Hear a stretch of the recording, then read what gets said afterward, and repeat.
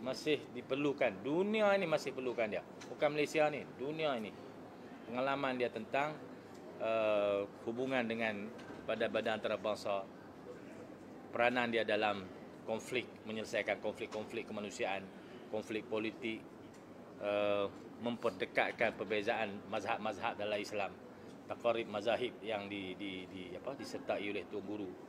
Besar fungsi dia kepada dunia ni. Dunia masih memerlukan Tuan Guru, PAS masih perlukan dia, Malaysia masih perlukan dia. Sabar. Selamat kembali semua. Kali ni kita nak bincang sikit pasal bahan-bahan yang anda kongsi tentang Tan Sri Abdul Hadi Awang.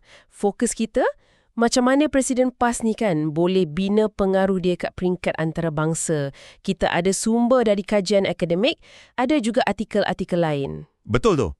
Jadi matlamat kita ni nak fahamlah macam mana seorang tokoh politik dari pantai timur Malaysia boleh jadi suara penting dalam wacana Islam global. Kita nak tengok macam mana dia seimbangkan pengaruh ideologi yang berbeza, harapan diplomatik antarabangsa. Okey, jom kita mulakan.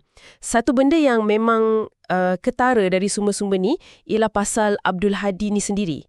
Macam penuh kontras kan? Macam mana tu? Yalah, dia boleh bagi khutbah Jumaat dalam bahasa Arab fasih kat Terengganu. Lepas tu boleh pula berbahas pasal undang-undang kat Parlimen. Tak cukup dengan tu, boleh jumpa pemimpin Hamas kat Istanbul. Tapi imej dia tetap macam guru agama kampung. Macam mana tu boleh jadi? Ya, itu memang aspek yang menarik. Latar belakang dan jaringan dia itulah yang membentuk pendekatan unik ni. Sumber ada sebut pasal pendidikan dia kat Madinah. Yang ni selalu orang kaitkan dengan orientasi Salafi, Wahabi lah. Yang lebih tegas pada teks asal. Okey, Madinah.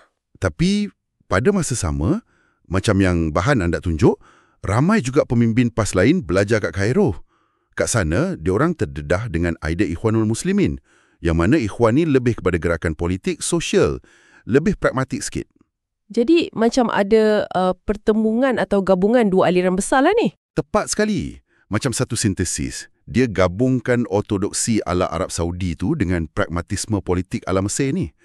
Sumber kita panggil ni Islamisme tropika.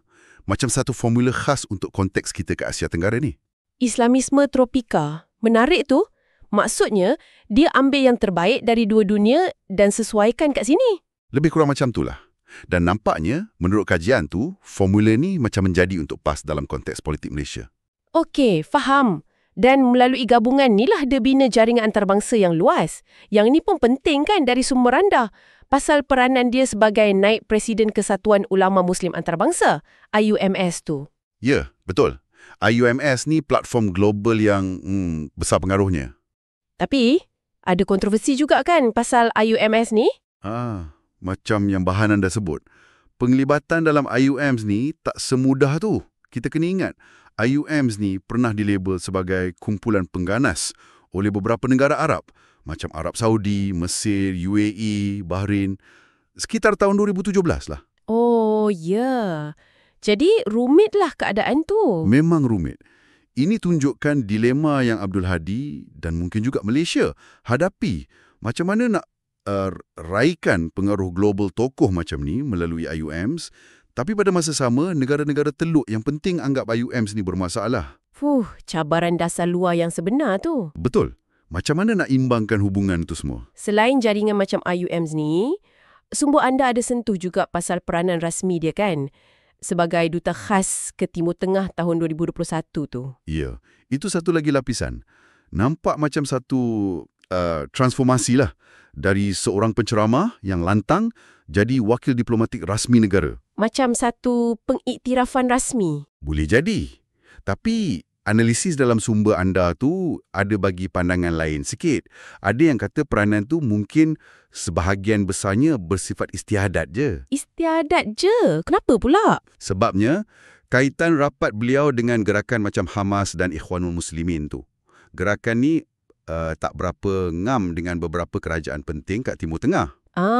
Jadi mungkin keberkesanan dia sebagai duta tu terhad sikit lah sebab faktor ni. Kemungkinan besar macam tu lah. dari segi hubungan antara kerajaan dengan kerajaan. Itu pandangan dalam sumber tu. Okey. Kalau kita tarik balik perbincangan ni ke konteks dalam negara pula, macam mana semua ni berkait? Kepimpinan Abdul Hadi ni, macam yang dibincangkan dalam bahan rujukan anda, memang cerminkan satu ketegangan. Ketegangan yang biasa ada dalam gerakan Islam politik moden. Satu pihak ada cita-cita nak laksana tadbir urus Islam, termasuklah sokongan pada Hugut contohnya. Itu memang naratif utama PAS kan? Ya. Tapi kat pihak lain, ada realiti politik Malaysia. Kena terlibat secara praktikal dalam sistem demokrasi kita yang berbilang kaum ni. Evolusi dia pun menarik untuk dilihat. Kalau kita tengok dari Amanat Haji Hadi tahun 80-an dulu. Yang masa tu agak kontroversi. Ya, yang pasal isu kafir-mengkafir tu kan? Yang dilihat macam memecah belahkan sikit masa tu. Bandingkan dengan sekarang, pembentukan gabungan politik yang nampak lebih pragmatik. Ini tunjuk ada penyesuaian lah dalam strategi politik dia. Kebolehan untuk berubah ikut keadaan semasa. Jadi, kesimpulannya untuk anda yang mendengar, apa maknanya semua ni? Sumber-sumber ni tunjukkan Abdul Hadi Awang ni bukan figura yang mudah. Kompleks. Dia bukan sekadar pemimpin kat Malaysia je, tapi pemain serantau yang berjaya bina pengaruh global. Macam mana?